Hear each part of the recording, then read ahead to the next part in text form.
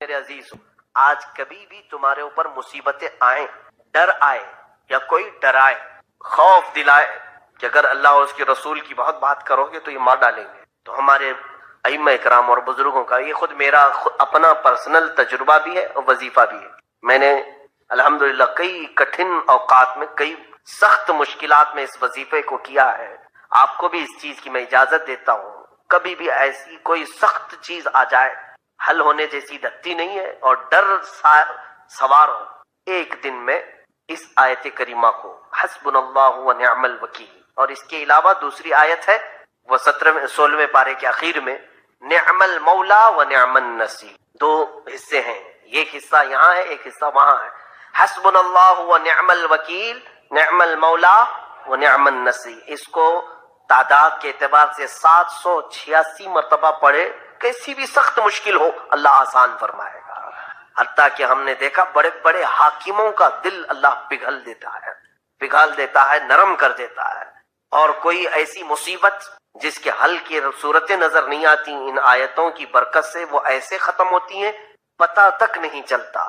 تو بہت ساری ادھر ادھر دوسروں کے ہاتھ میں پڑ جانے سے بہتر ہے قرآن نے جو سکھایا ہے وہ کر لو اپنی۔ اور لوگ آسانی چاہتے نا، آج لوگوں کو آسانی چاہیے، پڑھنا کچھ نہیں ہے، صرف دھاگا چاہیے، تعویذ چاہیے، آپ پڑھ دو نا، ہم کیوں پڑھیں، یہی کہتے ہیں لوگ۔ اللہ نے آپ کو علم دیا ہے، آپ قرآن کے حافظ ہیں، آپ عالم مفتی ہیں، آپ پڑھ دو، ہم ہی پڑھیں سب۔ عزیزان گرامی، تم بھی تو مسلمان ہو، تمہیں بھی اللہ کا کلام پڑھنا چاہیے، تمہیں بھی اللہ نے زبان دی ہے، تو عمل کے اعتبار سے تھوڑا تم آگے بڑھو، تھوڑا ہم آگے بڑھیں، اور دونوں مل کر کے ایک تاثیر پیدا ہو۔ عمل کے اندر تاثیر ہے، لہذا اس آیت کریمہ میں میں یہ وظیفہ آپ کو دیتا ہوں، عورتیں بھی اور مرد حضرات بھی، اور جب تک مقصد حاصل نہ ہو جائے تب تک پڑھو، اور مقصد حاصل ہو جائے تو پھر تھوڑی سی تعداد کنٹینیو کے لیے باقی رکھو، چاہے تو دن میں 21 مرتبہ یا 100 مرتبہ یا جو بھی ہو، آگے کنٹینیو کے لیے تھوڑی سی تعداد اس پر مواظبت رکھو، پھر دیکھنا کہ کوئی تم سے سختی سے بات تک نہیں کرے گا، ہزار وہ دشمنی کرے لیکن سامنے کھڑے ہونے کی ہمت نہیں کرے گا۔ یہی صحابہ کی تاثیر۔ 3 باتیں میرے آقا نے فرمایا، ثلاث من کن فیہ وجد بہن حلاوت الایمان، 3 چیزیں جس کے اندر ہوں گی ایمان کی چاشنی اسے مل جائے گی۔ ان میں سے پہلی ہی چیز پر ہم کامل نہیں ہو پائے۔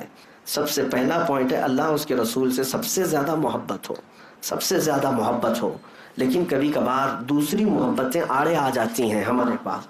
وہ آپ نے نہیں دیکھا، ہم کہتے تو ہیں اللہ کی ذات سے ہمیں بے پناہ محبت ہے، لیکن عمل میں ہم نہیں کر پاتے۔ ایک طرف تمہاری دکان ہے، ایک طرف تمہارا بزنس ہے، ایک طرف تمہاری روزی ہے، اور ایک طرف اللہ کی عبادت ہے۔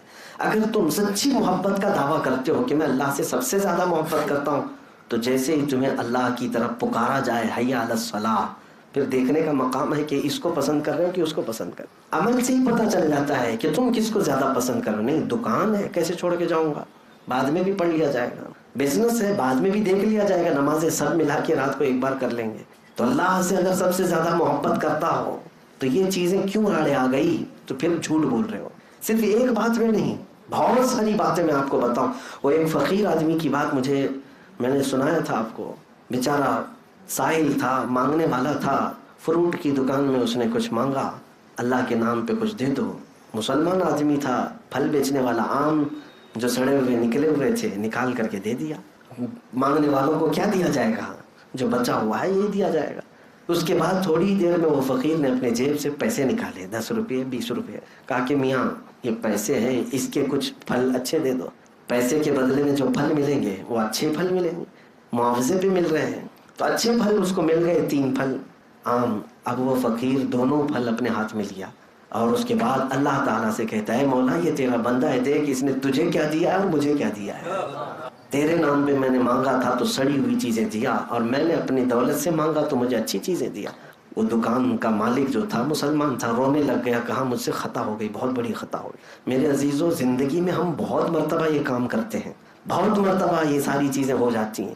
میں اکثر کہا کرتا تھا اللہ اور اس کے رسول سے اگر سب سے زیادہ تمہیں محبت ہے تو سب سے پہلی پرائیورٹی تمہاری لائف میں ہر چیز میں میرے حضور کی ذات ہونی چاہیے۔ ہمارے گھر میں یہ رواج برسوں سے تھا، آج بھی ہے الحمدللہ، اور میں کوشش بھی یہ کرتا ہوں لوگوں کو تلقین کر کے بھی کہ ہمارے والد گرامی علیہ الرحمہ اکثر یہ نصیحت کرتے کہ گھر میں جب بھی کوئی خوشی کا موقع آئے، یعنی شادی، منگنی، ولیمہ، عقیقہ، کچھ بھی آئے، تو سب سے پہلے شادی سے 2-3 دن قبل سے ہی ہمارے گھر میں محفل مولود شروع ہو جاتی کہ پہلے حضور پاک صلی اللہ علیہ وسلم کی بارگاہ میں، اور پھر ذکر کی مجلس ہو، راتب ہو، اذکار کریں اللہ تعالیٰ کی بارگاہ میں، پھر ہم اپنی خوشی کی طرف آئیں گے۔ پہلے فرسٹ پرائیوریٹی اللہ اور اس کے رسول کی ذات ہے۔ خوشیوں میں تم بھول جاتے ہو، میتوں میں تو اللہ کو یاد کرتے ہو۔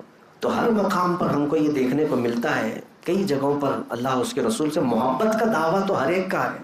اگر ابھی میں پوچھوں تو سب ہاتھ اٹھا کر کے بولیں گے، دونوں ہاتھ اٹھا دیں گے، دنیا میں ہم اللہ اور اس کے رسول سے سب سے زیادہ محبت کرتے ہیں۔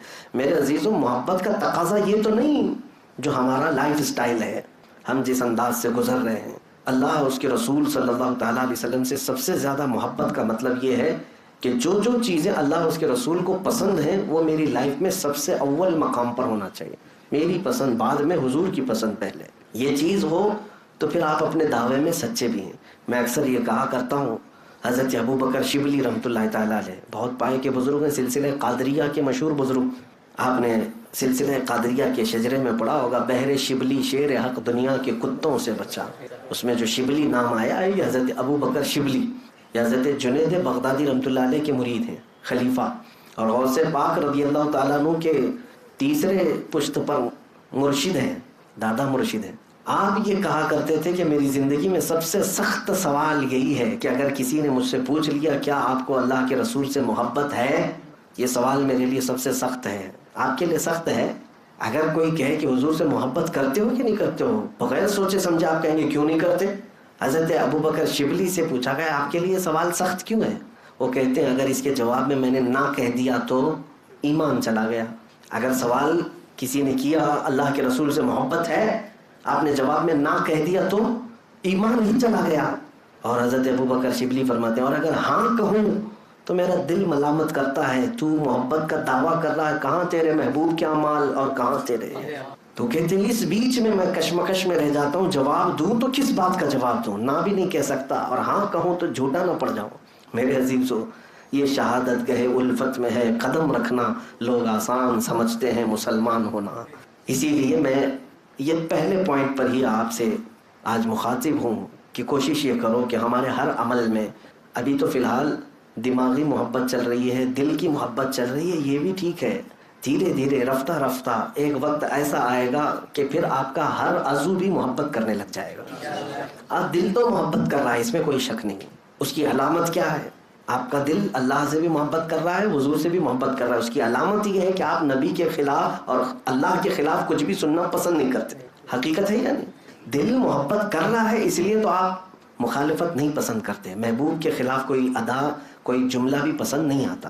تو یہ محبت تو آج ہے، دل کی محبت ہے، دماغ کی، ذہن سے محبت ہے، لیکن اب رفتہ رفتہ جو جسم کے ہر عضو کے اندر محبت آنی چاہیے اس کی کمی ہے۔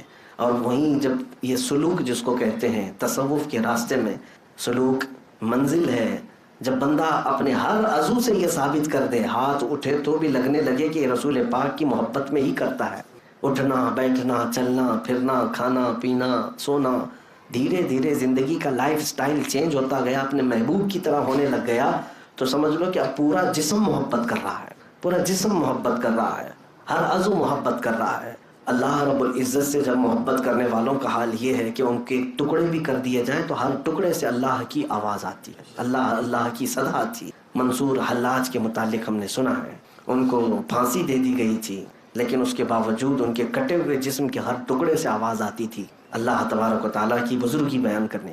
تو بہرحال زندگی میں ابھی ایمان کی لذت اور ایمان کی چاشنی اگر آپ کو پانا ہے تو سب سے پہلا پوائنٹ یہ ہے اللہ اور اس کے رسول سے سب سے زیادہ محبت کرو، اور کوئی چیز آڑے نہ آئے، بیچ میں کوئی چیز آڑے نہ آئے۔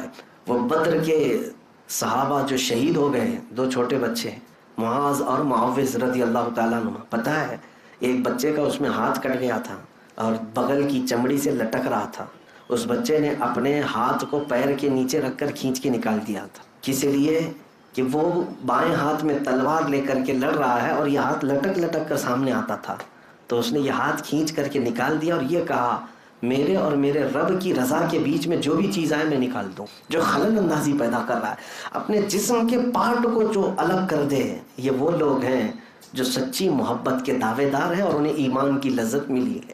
ہم تو کتنی چیزوں کو اپنے آس پاس بسا کر کے رکھے، ہم خواہشات کے پیچھے چل پڑے ہیں، خواہشات کے پیچھے. اور خواہشات کا نام ایمان نہیں ہے. بہت ساری چیزیں ہمیں قربان کرنی ہوگی. دنیا ہمیشہ کی نہیں، آپ سب کو پتہ ہے، سب کو پتہ ہے. اگر تم اپنے خواہشات کے پیچھے چلو گے، چند گناہوں کی لذت کے بعد واپس تو مر کر کے اللہ کی بارگاہ میں پہنچنا ہی ہے. تو کیوں ہم یہ فانی دنیا کی لذت حاصل کرنے کے لیے ہمیشہ کی جنت کو قربان کر رہے ہیں؟ جہاں ہمیشہ ہمیشہ رہنا ہے اس زندگی کو آپ مد نظر رکھیں. تھوڑی تکلیفیں ہوں گی دنیا میں، ہو سکتا ہے تم جو چاہ رہے ہو آج اس کو قتل کر دیا، تم نے اس خواہش کو مار دیا، تھوڑے دن تک بے قراری رہے گی، بے چینی رہے گی. ارے ساری دنیا کر رہی ہے، میں کیوں نہ کروں؟ نشہ وہ بھی کر رہا ہے، ہاں نشہ، تاش کے پتے، جوا، یہ سب تو حرام کاریوں سے وہ بھی تو آگے بڑھ رہا ہے، میں کیوں نہ کروں؟ اسلام نے سود سے روک دیا ہے، فلاں تو سود اور بڈی میں تو کروڑ پتی بن گئے، میں بھی تھوڑا حاصل کر لیتا، کیا ہو جاتا؟ یہ خواہشات تو دوسروں کو دیکھ دیکھ کر بار بار آتی رہیں گی، بار بار ہوتی رہیں. اور ہر خواہش کو جب جب تم مار دو گے اللہ کے لیے، پھر یہی وہ منزل ہے جب تمہیں ایمان کی لذت مل جائے گی. کسی دن بہک گئے، اللہ کو چھوڑ دیا اور اپنی خواہش کے پیچھے چل پڑے لوگ. اس اب نوجوانوں کے لیے بڑا چیلنج ہوتا ہے، بہت چیلنج. گناہ ہر گھڑی دعوت دیتے رہتے ہیں، اپنی طرف بلاتے رہتے ہیں، ہر قدم پر تمہیں استقبال کر کے بلاتے ہیں گناہ دنیا میں، اور تمہیں اس کی لذتیں بھی بتاتے ہیں. لیکن تمہیں ابھی ایمان کی لذت اگر مل جائے ایک بار تو یہ سارے گناہوں کی لذت ہیچ ہے، کچھ بھی نہیں ہے. میں آپ کو بتاؤں، دنیا میں اگر سب سے بڑا مالدار جو ساری خوشیاں حاصل کر چکا ہوگا، کوئی چیز باقی نہ رہے. آج کے دور میں جس کو کہیں آپ کہ اس کو بادشاہت مل گئی اور سونے کا مکان بنا لیا، سونے کی کرسی میں رہ لیا، سب کچھ اسے مل گیا، اتنے عیش سے دنیا میں رہا، تو یہ کتنے برابر ہو جائے گا پتہ ہے آپ کو؟ قیامت کے دن ایک بندہ جنت میں سے صرف اس کو ہوا سونگھا کر کے لایا جائے گا، صرف وہاں کی خوشبو اور ہوا میں گزار کر کے لایا جائے گا، اور پھر بتایا جائے گا کہ یہ جو بندہ ابھی لذت حاصل کیا ہے، یہ دنیا میں اس نے جو لذتیں پوری حاصل کر کے آیا تھا، یہ اس کے مقام تک بھی نہیں پہنچ پائے گا. اب سمجھ جاؤ آپ کی جنت کی لذت کیا ہے. صرف خوشبو سونگھ کر کے آنے والا اور ہوا میں اڑ کر کے آنے والا، وہ دنیا کے بڑے سے بڑے ارب پتی کھرب پتی سے بھی بڑھ کر کے لذت حاصل کر چکا ہوگا. تو پھر دنیا کی لذت کوئی معنی ہی نہیں رکھتی. کتنا حاصل کرو گے، کتنا دوڑو گے، کتنا بھاگو گے. ہاں، ہر کوئی یہاں پر ریچسٹ نہیں بن سکتا، ہر کوئی بادشاہ نہیں بن سکتا، یہ سب کو پتہ ہے. لیکن دوڑتے دوڑتے تھک کر کے کہیں مر جاتے ہیں، دوڑتے رہتے ہیں، اور اس دوڑ میں وہ اللہ اس کے رسول کو کب کے پیچھے چھوڑ چکے ہوتے ہیں. لیکن ہم نے دیکھا ہے جو اللہ اس کے رسول کی طرف دوڑتے ہیں وہ کبھی تھکتے بھی نہیں، وہ بڑھتے چلے جاتے ہیں. اور اگر اس راستے میں ان کا انتقال بھی ہو جاتا ہے تو ہمیشہ کے لیے ان کا نام زندہ رکھ دیا جاتا ہے. آپ کو پتہ ہے دنیا کا ایک بادشاہ جس کو سکندر کہا گیا، سکندر اعظم، اور دارا نام سنا ہوگا آپ نے. شیخ سعدی رحمۃ اللہ علیہ نے دارا سکندر کا نام اپنی حکایتوں میں نقل فرمایا. پون دنیا پر اس نے حکومت کر لی تھی، تقریباً پونی دنیا حاصل کر لیا، ہر جگہ وہ ہر ملک قبضہ کیا، ہر خزانہ اس کے پاس، پونی دنیا. لیکن موت آئی. موت سے پہلے اس نے وصیت یہ کیا تھا کہ مجھے دفن کرنا تو میرے دونوں ہاتھ قبر کے باہر ہی رکھنا، ہاتھوں کو دفن نہیں کرنا. اس کے غلاموں نے پوچھا تھا کہ ایسا کیوں؟ کسی کو دفن کریں تو پوری قبر میں دفن کرتے ہیں. کہا تاکہ دنیا والے میری قبر کو دیکھ دیکھ کر کے عبرت حاصل کریں، جس کے پاس پون دنیا تھی قبر میں دونوں خالی ہاتھ لے کر سویا ہے.